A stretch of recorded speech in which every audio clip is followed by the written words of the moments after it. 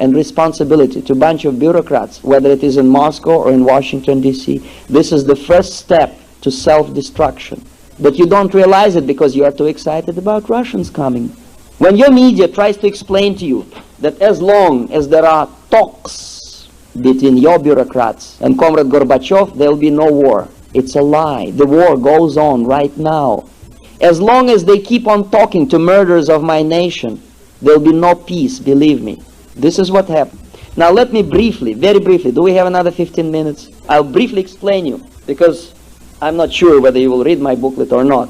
What happens here is that the main objective of Soviet or communist system, including, of course, KGB, is not to destroy United States. Please, I implore you, don't listen to your peaceniks, friesniks, and schmizniks. Please use your brains, your good American common sense. If Soviet military destroys United States productive capability, maybe you'll explain me, where would they get their computers, technology, grain, billions of dollars of credit, jazz records, blue jeans, whiskey, which Comrade Andropov liked so much? Where would they get all these goodies? Okay, from Australia maybe. The main objective of communist movement is to slowly change the pattern of your society, slowly and painlessly. Meanwhile, they want to preserve your productive capability. If they are being reduced, well, maybe it's too bad, but basically they want to maintain all the juices of your society. It's simply substituting the form of the government and structure of your economical system. That's all. The main objective of Soviet KGB is not to convince you that Marxism-Leninism is better. This type of idiocy appeals only to Martin Luther King's, Jesse Jackson's, and some political science professors. The main objective is slowly, painlessly turn you from an open society, which you are now, and it's open, you can love it or leave it, to a closed society, carbon copy of Soviet socialism. Why? Why would KGB want you to be similar to my society? You ever thought about it? No, of course, because your media doesn't explain it today. All right, I'll explain it to you. The reason for trying that is to merge into one global system. And you cannot join your society with my society overnight because they are incompatible. They do not match. Imagine if we join together right now for the sake of peace, equality, progress, whatever. Tomorrow Ronald Reagan says, my dear fellow Americans, from now on we are one country. You know what will happen? What will happen? Huh? Some Russians may enjoy it. They will defect to your country and disappear, as I said, in liquor stores.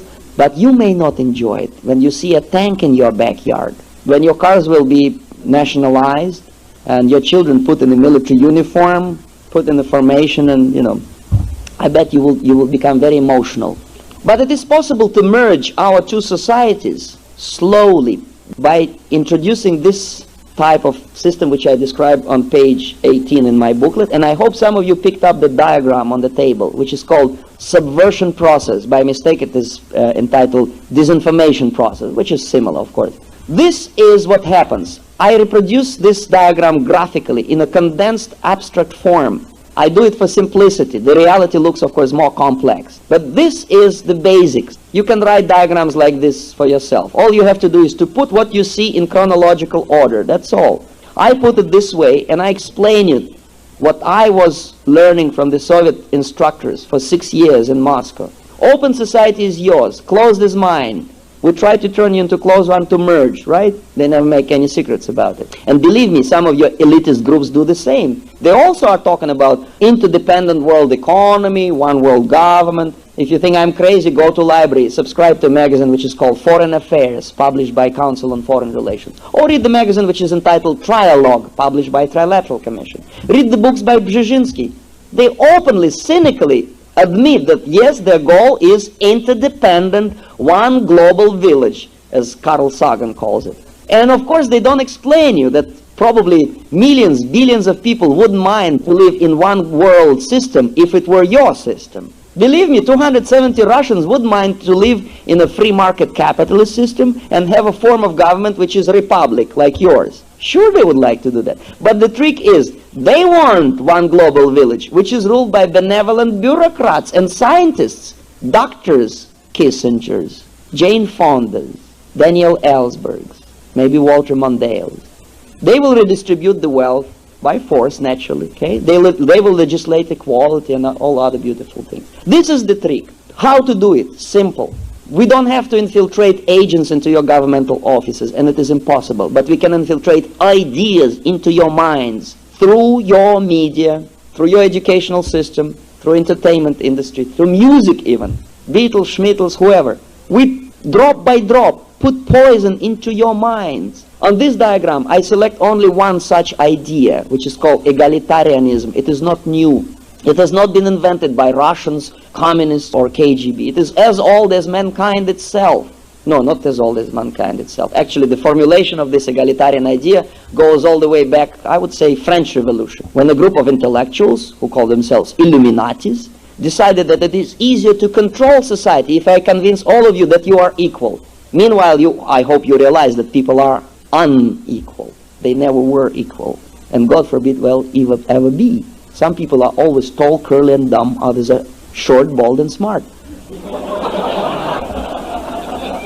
There is nothing like equality. If we presume that we are created by God, if God is creator of such complexity as universe, probably it wouldn't be a big deal for God to create us all equal, like ball bearings in the factories, or like ants, or cockroaches, or fishes. No! These little forms of life are equal. Mankind is not. Never was. Even fingerprints are different. Ask your policeman. Billions of people populate this planet. No two identical fingerprints. Isn't it interesting? Each one is unequal and unique. And the Illuminatis understood it perfectly well. They were intelligent people. Why they invented this nonsense? Simple. To control. It is easier to control people when they are equal and demand equal things. It is impossible to control society if you remain unequal and independently minded. Simple. What egalitarianism does is not just semantic inaccuracy. Listen carefully what it does to you. Egalitarianism, if it is legalized, legislated, and enforced by law in your country, creates false expectations and false perceptions of reality. We know people are unequal, but by law I must be equal. For equal job, equal pay, right? Why?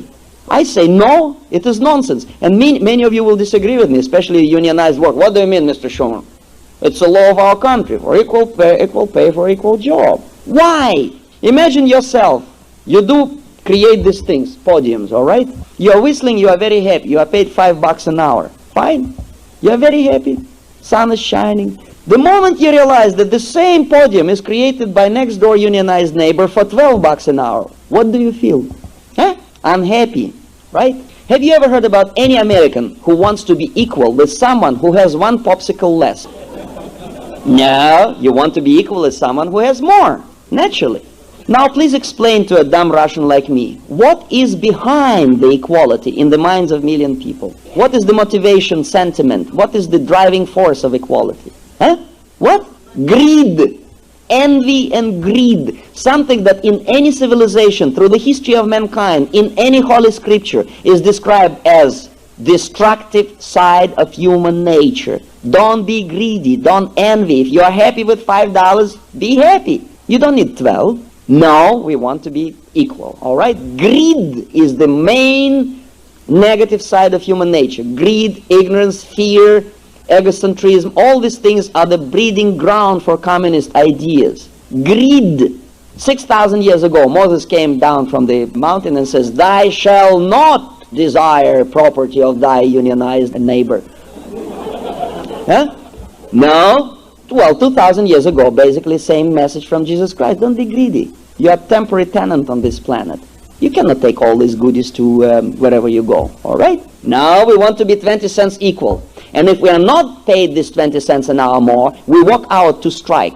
If I'm a nurse, I leave patients to die for lousy 20 cents an hour more. If I'm an electrician in New York City, like it happened 3 years ago, for lousy 30 cents an hour more, I leave city without power, 5 kids frozen to death. Poor children, of course, because rich kids don't freeze, as you know. For lousy 50 cents an hour more, okay, $1 more. If I'm a truck driver, I shoot another truck driver because he wants to work and I want to bum around. I'm on strike. Are you that cruel? Are you that broke? Do you that desperately in need of 20 cents an hour more? In a super productive nation like yours, you are getting obsessed about these trifles. You are the most generous nation on earth. through the 200 years of your history, you're always helping other people. But this is what's screwing up your minds. Égalité, fraternité, et liberté. False ideas, artificially created, artificially, forcefully introduced by your media, by your public educational school. KGB has only to encourage this, that's all. They are not after your secrets, they are after your minds. This is what it does to you. False expectations, when they clash with reality, they create discontent and productivity goes down.